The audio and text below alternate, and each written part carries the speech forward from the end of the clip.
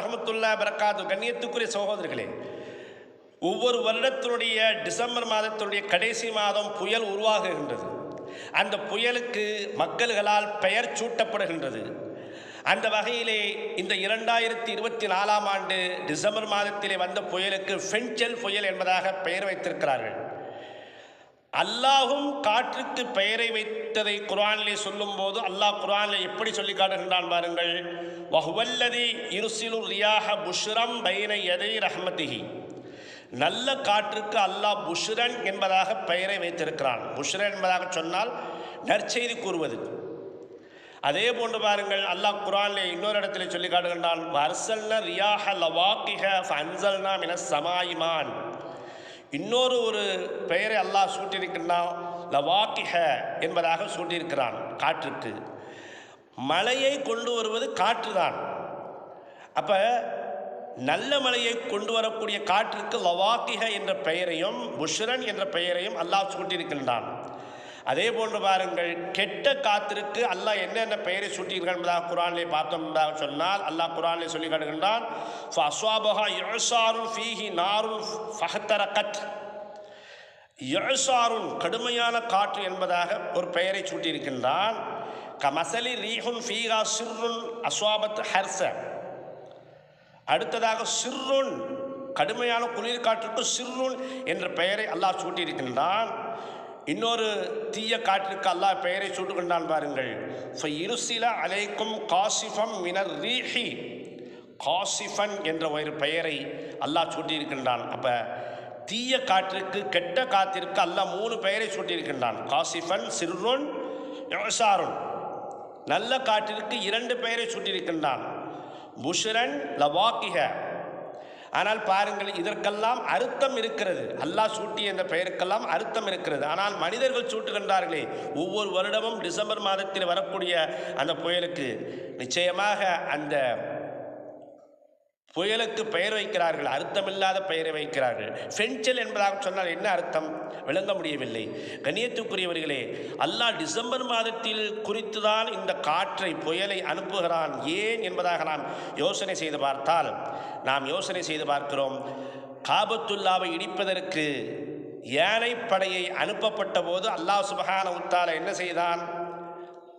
அபாபில் பறவைகளை கொண்டு அந்த யானைகளை சக்கையாக ஆக்கினான். அப்போ பாருங்கள், டிசம்பர் மாதம் என்ன மாதமாக இருக்கிறது? பாபர் மஸ்ஜித் இடிக்கப்பட்ட மாதமாக இருக்கிறது.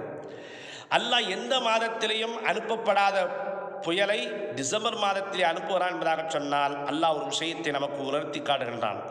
அன்றைக்கு காபத்துல்லாவை இடிப்பதற்கு ஏனைப்படையை ஏவி விட்ட போது அபாபில் பறவைகளை கொண்டு அல்லாஹ் என்ன செய்தான்? சோதித்தானோ அதே போன்று இன்றைக்கு மக்கள்களை இந்த விஷயத்தின் காரணமாக அல்லாஹ் புயலை கொண்டு மக்களை சோதனை செய்கின்றான். கண்ணியத்துக்குரியவர்களை, என்னதான் புயல் மழை பெய்ந்தாலும் நம்முடைய இஸ்லாமியர்களுடைய எண்ணம் எப்படி இருக்கிறது? எல்லா மனிதர்களையும் காப்பாற்ற வேண்டும், மதம் பார்க்காமல் எல்லா மனிதர்களையும் நாம் காப்பாற்ற வேண்டும் என்ற அடிப்படையில் தான் புயலடித்தாலும் மழை அதிகமாக பெய்தாலும் ஒவ்வொரு பள்ளிவாசலிலையும் தங்க இடம் கொடுக்கிறார்கள் இஸ்லாமியர்களுக்கு. இஸ்லாமியர்கள் மாற்று மதத்திற்கு தங்க இடம் கொடுக்கிறார்கள். கண்ணியத்துக்குரியவர்களை, ஒரு விஷயத்தை நாம் யோசனை செய்து பார்க்கின்றோம். அதாவது காலங்கள் மாற மாற வார்த்தைகளும் மாறிக்கொண்டே போகின்றது. முதல்லாம் பிரதர் என்பதாக சொன்னால் அந்த வார்த்தையை முழுமையாக சொல்வார்கள். பிரதர், அண்ணன், தம்பி என்ற அந்த பெயருக்கு ஆங்கிலத்தில் பிரதர். இப்போ அந்த பிரதரை எப்படி சுருக்கிவிட்டார்கள்? ப்ரோ என்பதாக சொன்னால் பிரதர் என்பதாக அர்த்தம். அதே போன்று பாருங்கள், முதலெல்லாம் கழிவறைக்கு ஆங்கிலத்தில் டாய்லெட் என்பதாக சொல்வார்கள். இப்போ என்ன வார்த்தை மாறிவிட்டது? ரெஸ்ட் ரூம் என்பதாக மாறிவிட்டது. இதை ஒரு காரணத்திற்காக நான் சொல்ல வருகிறேன். அதே போன்று பாருங்கள், ஒருவரை இழிவுபடுத்தப்படுகிறது என்பதாக சொன்னால் அதற்கு என்ன ஒரு வார்த்தையை சொல்கிறார்கள்? அவரை வச்சு செய்கிறார்கள் என்பதாக சொல்கிறார்கள். கண்ணியத்துக்குரியவர்களை, ஒரு விஷயத்தை யோசனை செய்து பாருங்கள். மழைக்காலம், புயல் காலம் வரும்போது முஸ்லிம்கள் தன்னுடைய செல்வத்திலிருந்து மாற்று மதத்தினர்களுக்கு அதிகமாக செலவிடுகிறார்கள். அப்போது அவர்களுடைய வார்த்தை எப்படி இருக்கிறது? முஸ்லிம்கள் நல்லது செய்கிறார்கள் என்பதாக சொல்கிறார்கள். அதை கேட்கும்போது நம்முடைய மனம் குளிர்ச்சி அடைகிறது, மகிழ்ச்சி அடைகிறது. ஆனால் பாருங்கள்,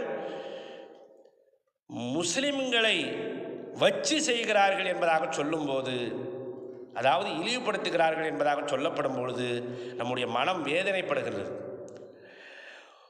எப்படி பாபர் மஸ்ஜிதை இடித்தார்களோ அதே போன்று இன்றைக்கு உத்தரப்பிரதேசத்திலே ஒரு பள்ளிவாசலை குறிவைத்துக் கொண்டிருக்கிறார்கள். கண்ணியத்துக்குரியவர்களே, முஸ்லிம்கள் நல்லது செய்கிறார்கள் என்ற வார்த்தையை கேட்கும்போது நம்முடைய மன மகிழ்ச்சி அடைகிறது. ஆனால் முஸ்லிம்களை வச்சு செய்கிறார்கள் என்ற அந்த வார்த்தையை கேட்கும்போது மனம் பாரம் அடைகின்றது. அல்லாஹ் சுப்ஹானஹு வ தஆலா இந்த இஸ்லாமிய சமுதாயத்தை இழிவு நிலையை விட்டும் காப்பாற்றுவானாக. இந்த இஸ்லாமிய சமுதாயத்திற்கு அல்லாஹ் உதவி புரிவானாக என்ற வார்த்தையுடன் என்னுடைய உரையை முடிக்கிறேன். வாஹிர் தாவானா அனில் ஹம்துலில்லாஹி ரப்பில் ஆலமீன். அஸ்ஸலாமு அலைக்கும் வரஹ்மத்துல்லாஹி வபரகாத்துஹு.